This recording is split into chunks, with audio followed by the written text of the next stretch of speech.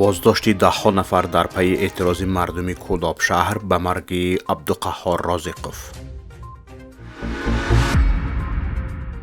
نیروهای امنیتی قرقیزستان از کوشش قاچاق سلیتره به تاجیکستان پیشگیری کردند.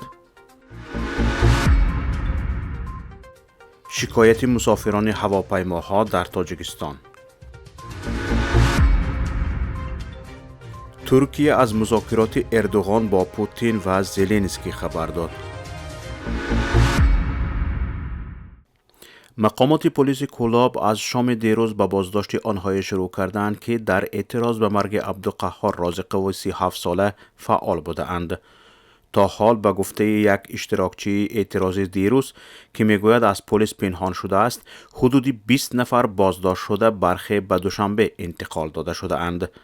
به گفته این منبع 2-3 نفر از بازداشت شدگان را مقامات بعد دخالت خویش و تبار منصبدارشان رها کرده اند، اما تقدیر بازداشت شده های باقی مانده معلوم نیست.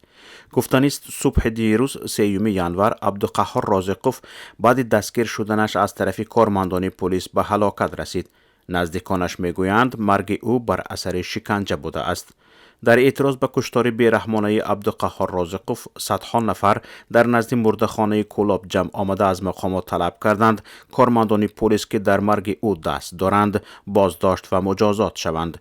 در حالی که مردم از مقامات مجازات عاملان مرگ عبدالقهار را طلب می‌کرد، وزارت کارهای داخله با پخش اطلاعیه مرگ او را نتیجه استعمال از حد زیادی مواد مخدر اعلام کرد.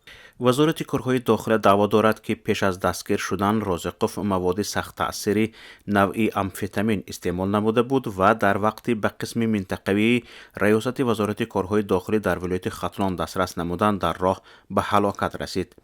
وزارت همچنین رازقوف را به فروش مواد مخدر متهم کرده است.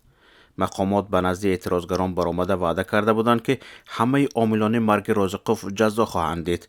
همچنین از نزد ازدحام 3 کارمند پلیس را که او را بازداشت و شکنجه کرده بودند با دستهای زولانه شده عبور داده اند، اما برابری پراکنده شدن مردم شروع به عملیات تعقیب و بازداشت فعالان کرده اند. یک منبع دیگر میگوید 3 کارمند پلیس که از آنها شمشاد ظفر و جمشید کرامتوف نام برده می شود جسد رازقوف را به بیمارخانه برده از طبیبان طلب می کنند او را به حیث بیمار قبول کنند، اما یکی از طبیبان با دست گذاشتن به نبض عبدالقهار میگوید او کیها مرده است. با وجود فشار 3 کارمند پلیس، طبیبان از قبول جسد خودداری میکنند و آنها او را به مردخانه میبرند و از طبیبان آنجا طلب میکنند هرچی زودتر جسد را بشکافند. هنوز شکافتن جسد به انجام نرسیده نزدیکان عبدالقهار می آیند و به مردخانه وارد می شوند. در نواری در شبکه‌های اجتماعی پخش شده دیده می شود که در آن جسد عبدالقهار رازقوف سینه شکافته است. در چند جای بدن او آثار شکنجه دیده می شود. کارمندان ریاست کمیته دولتی امنیتی ملی قرقیزستان در ولایت بادکن از کوشش قاچاق نیروهای مینرالی به تاجیکستان پیشگیری کردند. به اطلاع خبرگزاری 24 نقطه کیگی روز 1 ژانویه سال 2023 در جریان مبارزه با قاچاق کارمندان ریاست کمیته دولتی امنیتی ملی در ولایت بادکند در همدستی با کارمندان نظامی خدمات سرحدی شبانه از کوشش انتقال غیر قانونی سلیتره بازداشت شدند. سلیتره را قاچاقگر می‌خواسته است از دهه اوچدابای ولایت بادکند به دهه سرحدی خواجه اعلی ناحیه اسفری ولایت سوغد تاجیکستان انتقال دهد.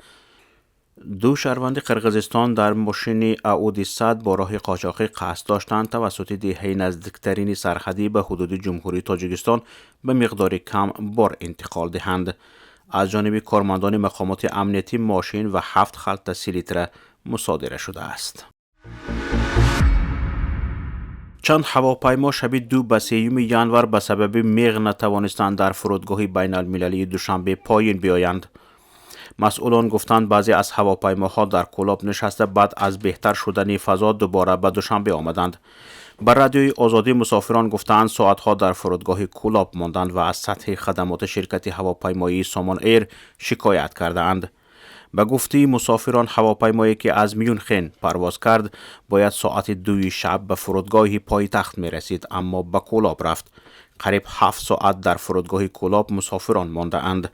یگان نماینده شرکت سامان ایر به نزد مسافران نرفته است. نه خوراک گرم نه چای گرم یگان چیز نداده اند. کسی شرح نداده است که چرا خدمت نمی رسانند. تیمور بندشایف سخنگوی شرکت سامانایر گفته است فرآمدن تومن غفص در دوشنبه و خوجند باعث به تأخیر پروازی هواپیماها شده است. از جمله پرواز از دبی و استانبول به تأخیر صورت گرفته است. مسئولان فرودگاه و نمایندگان شرکت‌های هواپیمایی شرح ندادند که طی یک شبانه روز آخر به سبب فرآمدن تومن چند پرواز به تأخیر افتاد. رجب طیب اردوغان رئیس جمهوری ترکیه با ولادیمیر زلنسکی رئیس جمهوری اوکراین و ولادیمیر پوتین رئیس جمهوری روسیه دیدار و گفتگو کرده است. گفته می شود که این هفته ملاقات‌های سطح عالی صورت خواهند گرفت.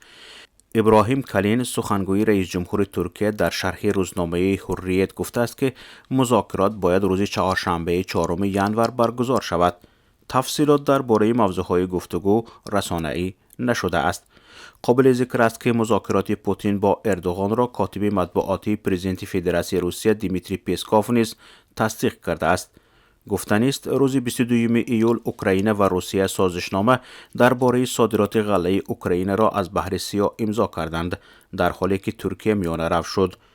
14 نوامبر پرزیدنت اوکراین ولادیمیر زلنسکی درباره توسعه سازشنامه غله سخن گفته بود.